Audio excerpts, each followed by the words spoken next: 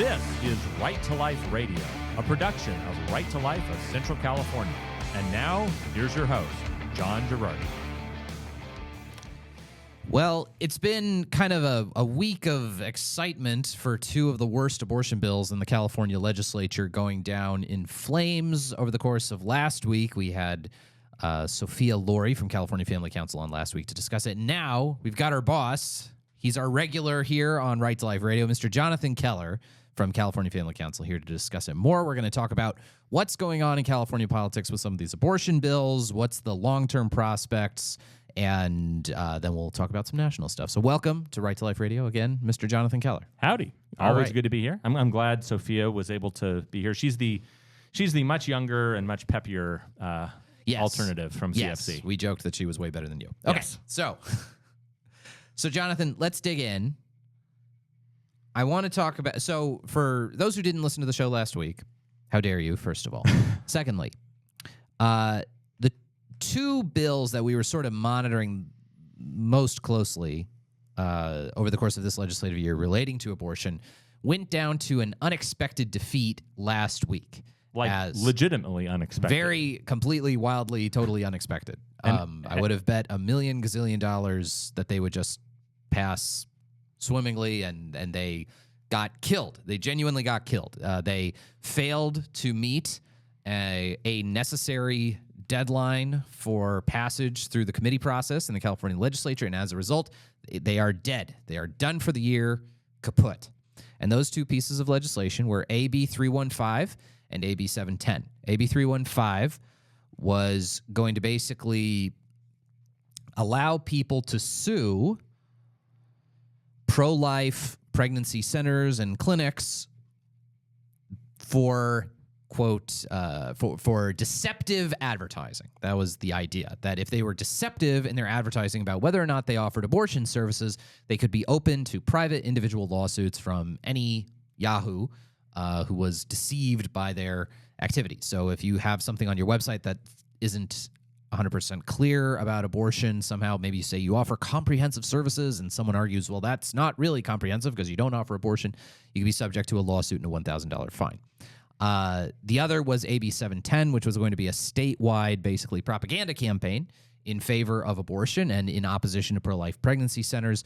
All of this operating around this fiction that pro-life pregnancy centers are evil, deceitful organizations that lie to women about whether they have abortion, waste women's time, etc. So, Jonathan, they both went down in flames by not passing through the Assembly Appropriations Committee. If any bill that spends money, it's got to get passed by the Appropriations Committee. It failed to get passed before a deadline, so they are dead for the year. So I ask you, are they actually dead for the year? What do you think? Well, in the words of Miracle Max, it's not all dead. He's mostly He's dead. mostly dead? Okay, So well, he- let's think about it. Here's what I mean on this. I do think that these particular bills, barring like some incredibly extraordinary circumstances, these particular bills I think are actually dead. For the year. Yes. And the question, we talked to our good friend Penny Harrington, who is volunteer extraordinaire. She literally won our Volunteer of the Year award for CFC at our banquet this year. She deserves that for she's deserved that for several years running. Oh my gosh, she's absolutely wonderful.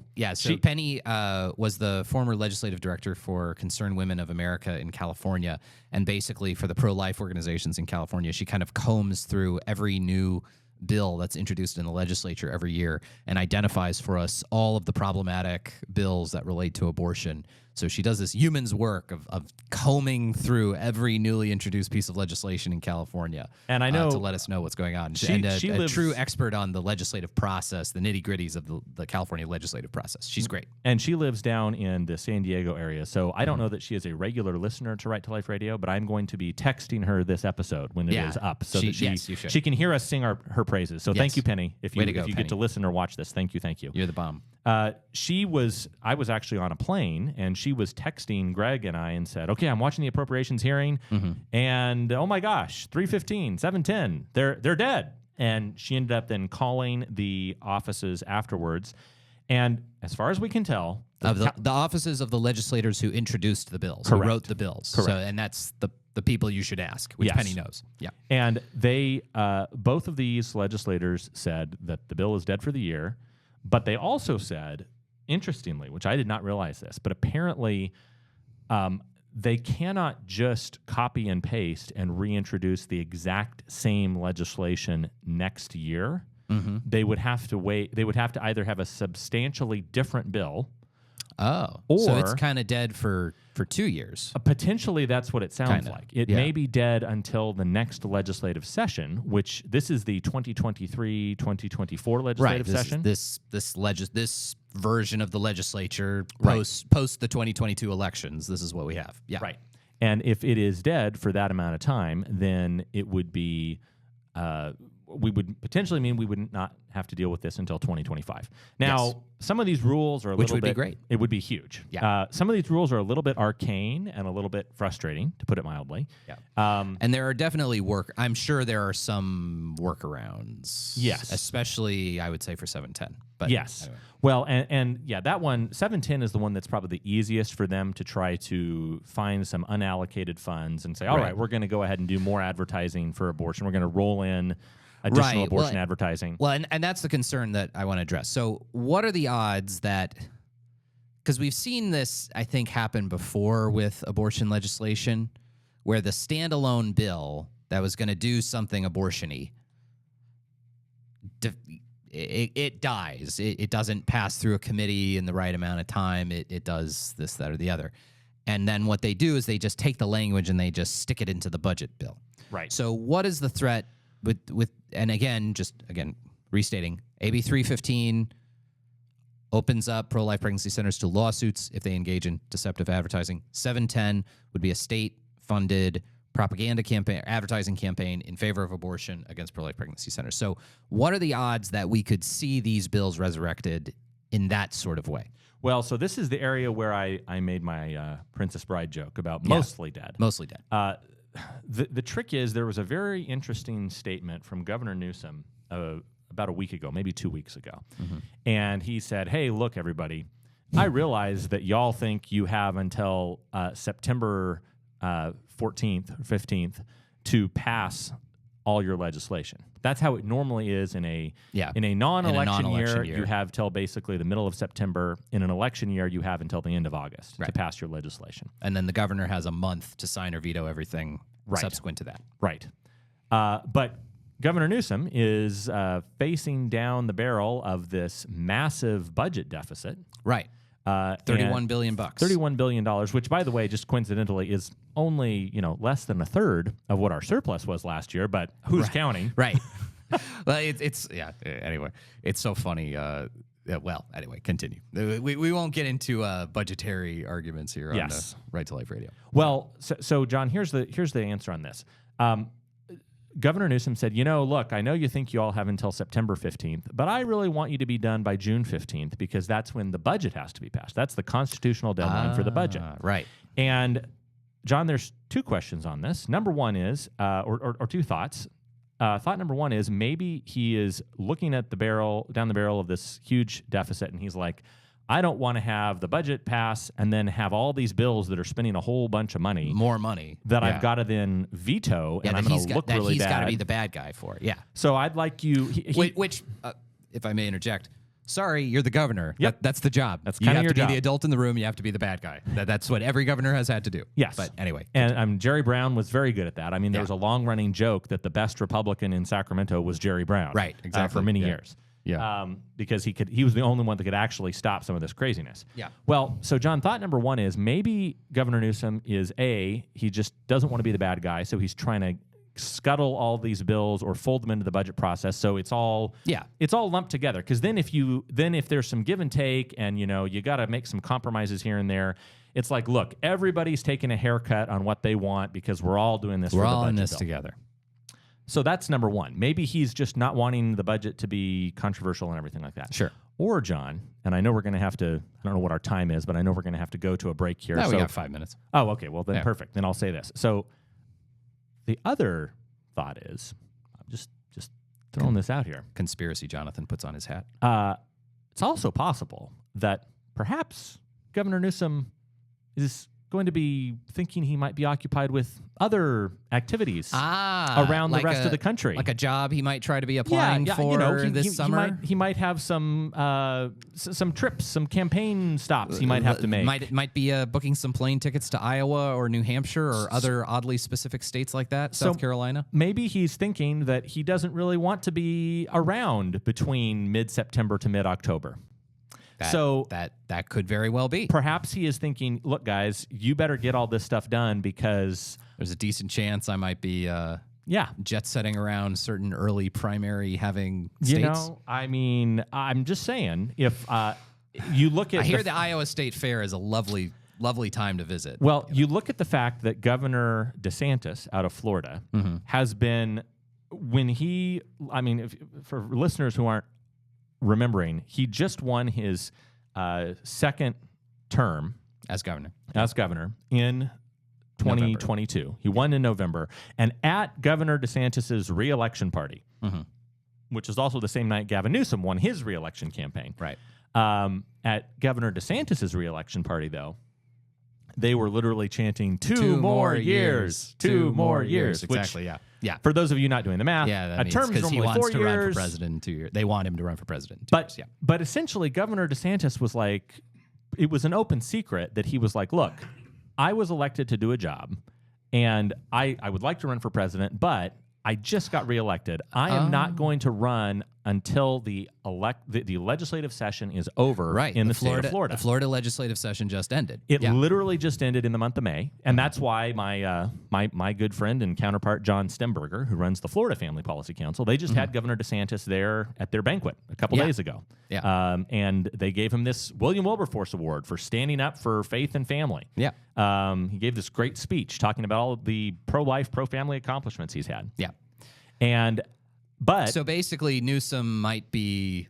I think he's kind of looking at this and saying, "I really let's push this along." I'd really rather not be hanging out in Sacramento this summer. The left has already been writing pieces, John, which you've probably seen. We've seen pieces in like the Sacramento Bee and like Cal Matters and Politico, where you have liberal opinion columnists that are writing these kind of hit pieces on Governor Newsom, saying, Governor Newsom, we need you in California. Governor Newsom, where are you? Right. I mean, for almost the entire month of April, Newsom was out of the state. Sure. Yeah. And he's visiting Florida and Texas and stuff. I think he realizes it's going to be a really bad look if he is trying to campaign, but he has a bunch of bills lingering on his desk that he's not signing and not engaging with the legislature as they're wrapping up the session. So I think he's trying to find this way of how do I keep my options open? Whether it is A, keeping it open that I don't want to be the bad guy on fiscal issues. B, I don't want to be the bad guy of having a $31 billion deficit with my budget. Well, and that's the other, it's weird because I could see AB 710 come back, which is, again, that's the bill to promote, an abortion propaganda campaign. I could see it come back, folded in with the budget, but again, we don't have any money. So anyway, we're going to dig into that more following the break. John Girardi here with Jonathan Keller talking California politics, the defeat of some bad pro-abortion bills. We'll be back here on Right to Life Radio. Our production is always Right to Life of Central California, rtlcc.org. Well, the California legislature and Governor Newsom are facing some problems. On the one hand, they want to do a bunch of pro-abortion stuff. On the other hand, they ain't got no money. And when you don't have money, it really limits what you can do. So we've been asking ourselves this question after the defeat of AB 710 and the defeat of AB 315. These were the two worst bills, maybe two of the worst bills before the California legislature this year. Looking at the question of abortion, we were wondering, well, could these things come back? Well, AB 315 doesn't spend a lot of bills, but it's not really a budgetary thing. So it's not really something the Democrats could bring back in the budget. All AB 315 does is it allows people to sue pro-life clinics over alleged deceptive advertising. AB 710, though, is a statewide propaganda campaign. It's a statewide advertising campaign in favor of abortion and in opposition to pro-life pregnancy centers. So while it could come back in a budget bill, the fact remains we still don't have any money. Right. So, Jonathan, I mean, what do you think is going to happen here? I mean, is this? Do you think that the California Future of Abortion Council is willing to just kind of take a back seat this year, or how is this going to shake out? The interesting thing is that 315 is, I think, that was sponsored by, I think, the California. I'm trying to remember. One of these bills was sponsored by like NARAL and Planned Parenthood. Mm-hmm. The other one was sponsored by a different group. Right.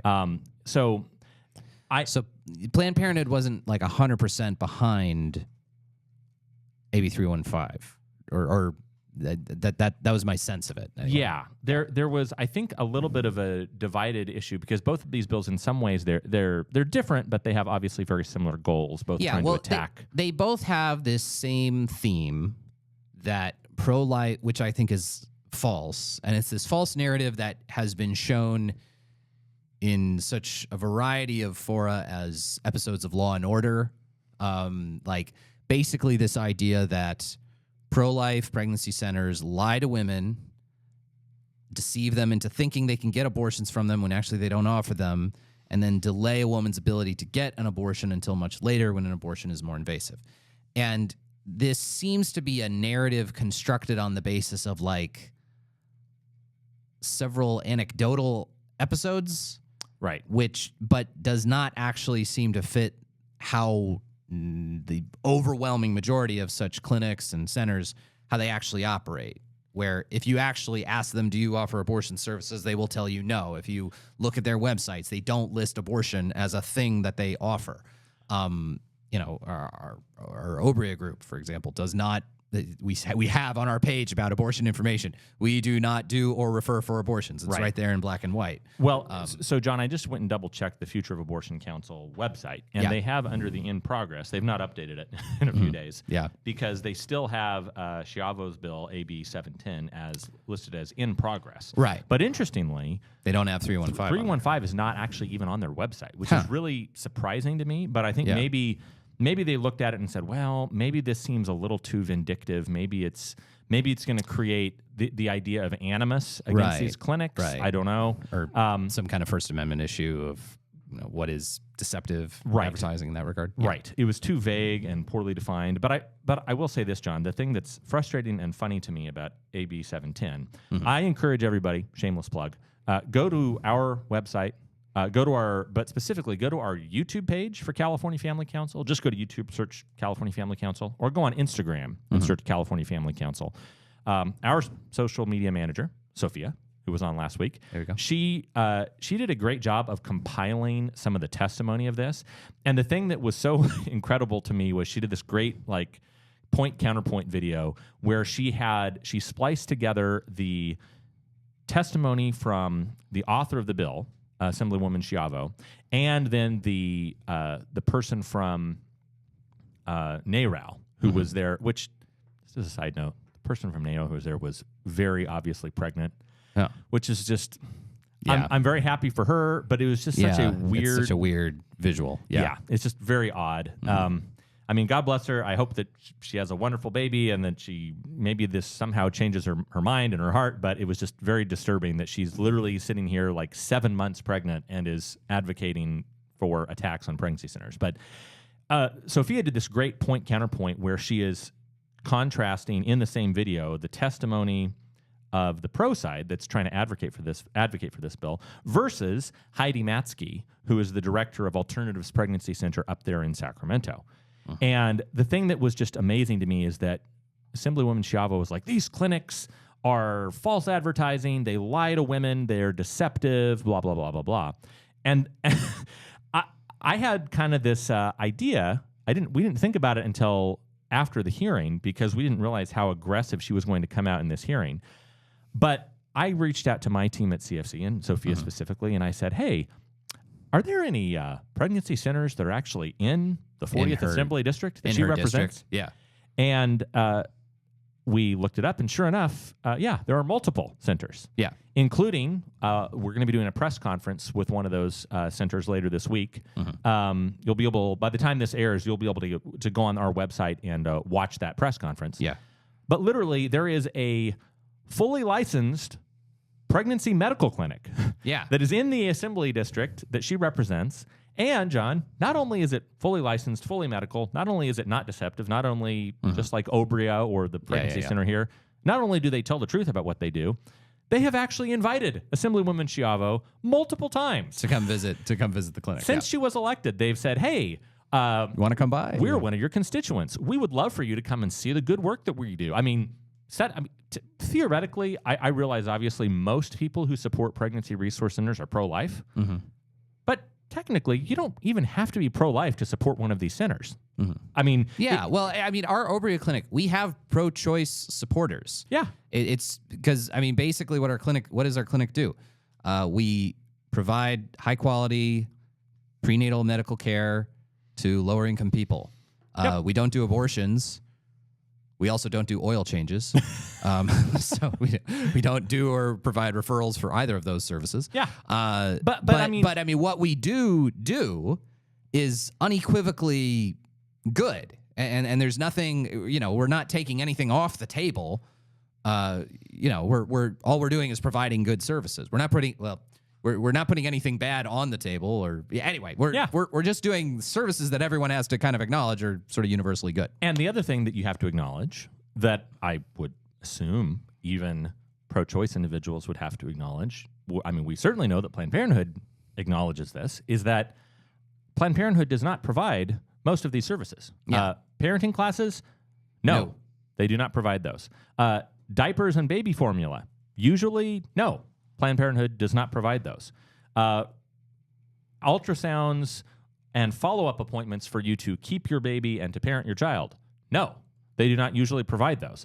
I mean, there's a whole host of resources that pregnancy medical centers provide that Planned Parenthood and other abortion centers, abortion providers do not offer. So you would think that if your actual goal is to provide your constituents with, as you said, high quality, free healthcare, Right. a pregnancy resource center, pregnancy medical clinic would actually be a great partner. It would be a net benefit. Yeah, of course it would. Yeah, And that's but why she's so consumed with the narrative, she can't even stop to go to the clinic that's actually in her district and talk with them and look at their website and see what they do. I mean, it's just easier to lie about it because that's what was on that episode of Law and Order that one time. All right, when we return, we're going to talk about how abortion is shaping up the Republican primaries, some interesting contrast between the various people entering the race. That is next on Right to Life Radio. Our production is always Right to Life of Central California, rtlcc.org.